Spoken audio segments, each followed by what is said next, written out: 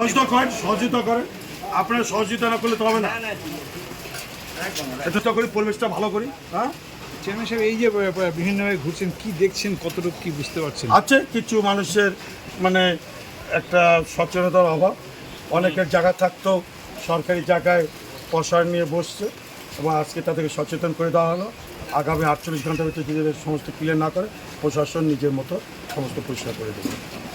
আজকে আমরা মূলত যারা পার্মানেন্ট দোকানদার আছে, যাদের নিজস্ব জায়গা আছে, নিজের জায়গার বাইরে তারা রাস্তায় দখল করেছে, তাদের বিক্রি করা যে সামগ্রী আছে যারা রাস্তায় সাজিয়ে রেখেছে, তাদেরকে আমরা সতর্ক করেছি।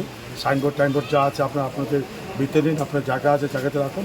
আর যারা ফুটপাতে ছোট ছোট দোকান, ঠেলা, রিক্সা বা টেবিল চেয়ার নিয়ে ব্যবসা করছে, তাদেরকেও সতর্ক করেছি দোকানটা একটু ছোটো করতে, হ্যাঁ, ছোটো করে যাতে একটা সুন্দর আমরা পরিবেশটাকে তৈরি করতে হবে। প্লাস্টিক তো নানাভাবে চলছে, যেটা ওটা আমরা অ্যাকশন চালু করে দিচ্ছি। ছিল মাঝখানে একটু ঢিলামি হয়েছিল, আবার আজকে দুই দিন ধরে চালু হয়ে গেছে। আসলে আগামী 7 দিন ভিতরে দিনটা শহরে প্লাস্টিক খুঁজে পাওয়া যাবে রাখতে না পারে, তার জন্য কিন্তু আমি দিচ্ছি আমারটা, যদি অসুবিধা হয় ডাক্তারকে বলে হ্যাঁ আমার রাস্তা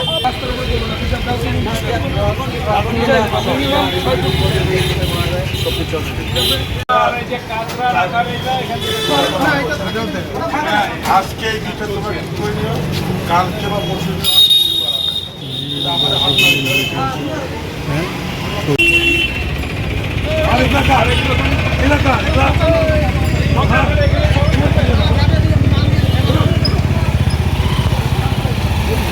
কিন্তু সাধুবাদ জানানোরকেই অভিযান, পুরসভার পক্ষ থেকে অভিযান শুরু হয়েছে। ইতিমধ্যে সেই রাস্তা আটকে রাস্তা আটকে শেড দেওয়া হয়েছে। আমরা সেই ছবি সরাসরি তুলে ধরার চেষ্টা করছি। আপনার বাড়িতে সরকারি সব কাগজপত্র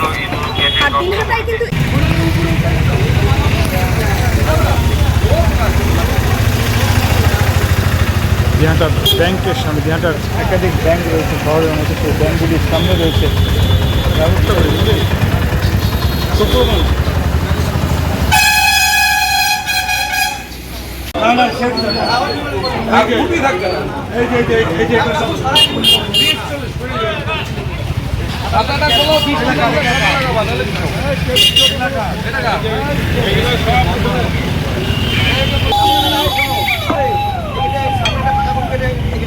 আর এই জায়গাটা ক্লিয়ার করে, এই জায়গাটা ক্লিয়ার করে পিছাও, ওই ইলেকট্রিক খুঁটির পিছনে যাও। এই ভাই আমরা বলছি শুনতে চাও নাকি? যাই হোক, আপনার যে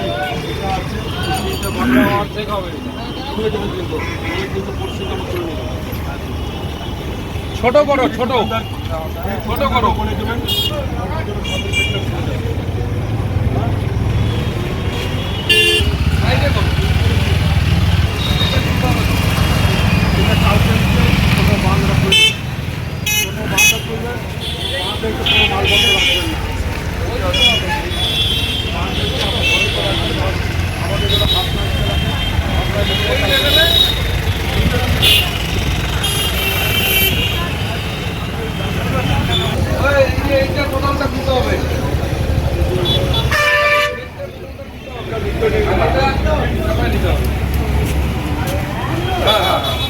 এটা আজকাল কালকে হয়তো করে নাও, পরশু